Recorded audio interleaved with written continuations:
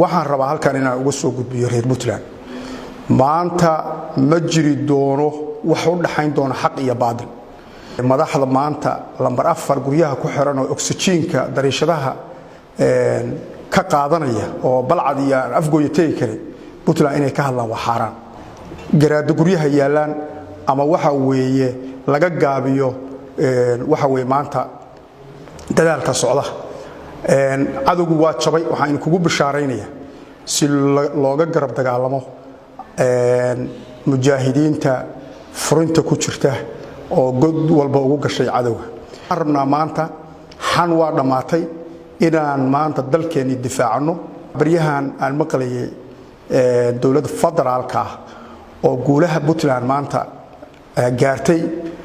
kula daaranayso leh anigoo ah gaashaan la sare Cabdiraxmaan Yuusuf Faarax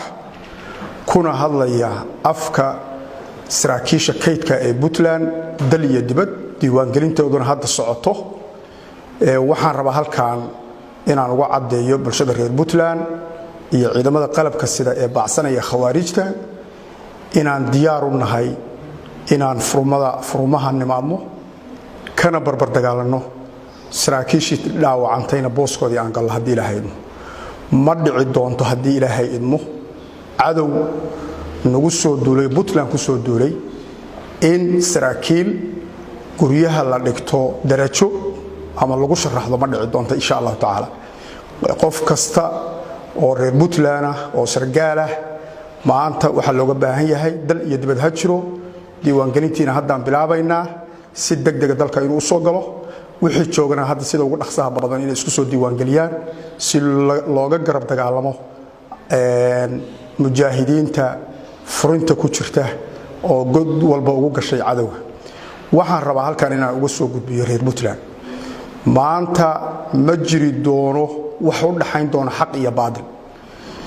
ma dhici doonto meel dhexe oo qof ku hakanayo ama cadowga soo raac ama Puntland soo raac waxa hadda baryahan damba la barta in gacan saar la yeesho cadow in wax warar loo gudbiyo in dhaqaale la siiyo maanta arintaas waa dhamaatay xaq iyo baadil baa loo kala baxaya cidii xaq ku sugan insha Allah way guuleysanaysaa ciidan xaq ku sugan insha Allah taala waa baabi doonta Ilaahay iidankiis ninka doolaalaha ku yimid oo ka yimid meesha la yiraahdo Suuriya iyo Morocco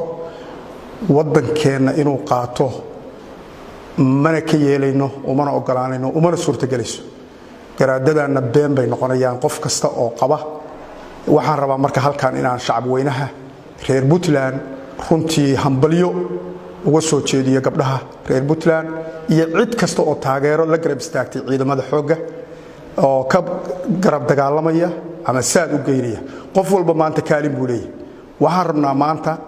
xan waa dhamaatay inaan maanta dalkeena difaacno waana la ku soo duulay suurtagalna ma noqonayso dalkii oo dagaal ku jira maanta in ama garaad guryaha yaalaan ama waxa weeye laga gaabiyo waxa weeye maanta dadaalka socda cadowgu waa jabay waxaan kugu bishaareynaya waxa jirtay 77kii 1977 ciidamada xoogga dalka Soomaaliyeed baa askari Soomaaliyeed waxa ka go'ay rasaastii beebaa ku soo baxay